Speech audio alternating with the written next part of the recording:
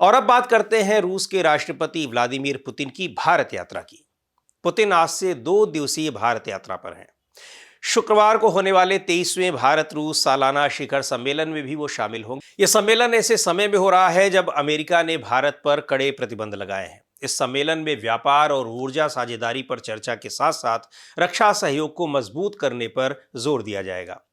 रूस और यूक्रेन के बीच युद्ध शुरू होने के बाद पुतिन पहली बार भारत आ रहे हैं। उनके साथ एक प्रतिनिधिमंडल भी आया है, जिसमें उनके रक्षा मंत्री आंद्रेई बेलोसोव भी शामिल हैं। इस दौरान दोनों देशों के बीच लड़ाकू विमान खरीदने के समझौते पर भी बात होने की संभावना है। रूसी रक्षा मंत्रालय क्रेमलिन के प्रवक्ता दिमित्री पेस्कोव ने इस बात की पुष्टि करते हुए कहा है कि रूस की उन्नत S-400 वायु रक्षा प्रणाली की आपूर्ति बैठक के एजेंडे में अहम मुद्दा होगी। भारत के पास फिलहाल 3 S-400 यूनिट हैं, जबकि 2 की डिलीवरी 2018 के समझौते के तहत अभी लंबित है। मीडिया रिपोर्टों के मुताबिक रूस भारत को अपने अत्याधुनिक Su-57 लड़ाकू विमानों के सह उत्पादन का प्रस्ताव भी दे सकता है। दरअसल अमेरिकी टैरिफ के कारण हुए कारोबारी नुकसान की भरपाई का रास्ता खोजना फिलहाल भारत के लिए एक बड़ी प्राथमिकता है। इसमें रूस बड़ी भूमिका निभा सकता है। लेकिन पुतिन की इस यात्रा और दोनों देशों की तरफ से दिख रही गर्मजोशी के बावजूद ट्रंप फैक्टर एक चिंता का विषय बना हुआ है। भारत में अधिकारियों को चिंता है कि रूस के साथ कोई भी नया ऊर्जा या रक्षा करार ट्रंप को और ज्यादा नाराज करने की वजह बन सकता है, क्योंकि भारत को उम्मीद है कि साल के अंत तक अमेरिका के साथ व्यापारिक समझौता हो जाएगा। रूस के राष्ट्रपति व्लादिमीर पुतिन पिछली बार साल 2021 में भारत आए थे। प्रधानमंत्री नरेंद्र मोदी भी पिछले साल रूस गए थे। इस साल सितंबर में चीन में हुए शंघाई कोऑपरेशन ऑर्गेनाइजेशन के सम्मेलन में भी पुतिन और मोदी की मुलाकात हुई थी।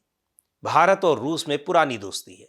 साल 1947 में आजाद देश बनने के बाद भारत ने भले ही गुटनिरपेक्षता की घोषित नीति अपनाई हो, लेकिन सोवियत संघ की ओर उसका झुकाव कई मामलों में स्पष्ट तौर पर दिखता रहा है।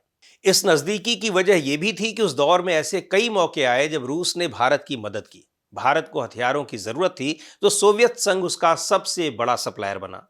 1971 में पाकिस्तान के साथ युद्ध और बांग्लादेश के गठन के समय जटिल भू राजनीतिक स्थितियों में जब अमेरिका और चीन इस्लामाबाद के साथ थे, तब सोवियत संघ ने भारत का समर्थन किया था।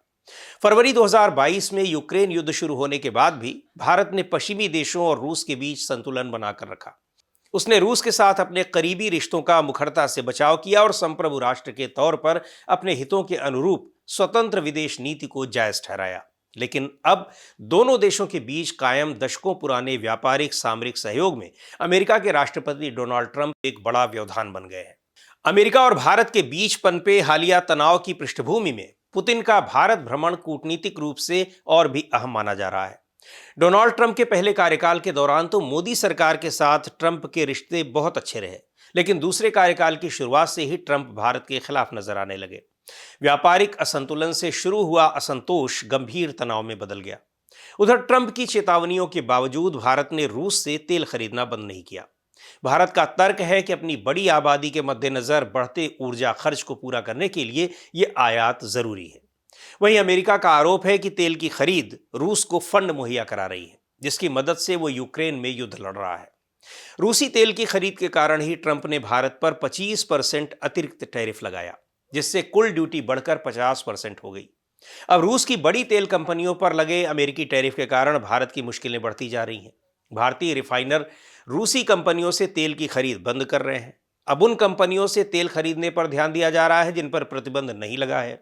हालांकि तेल खरीद के अलावा भी रूस ऊर्जा क्षेत्र में भारत का अहम सहयोगी है।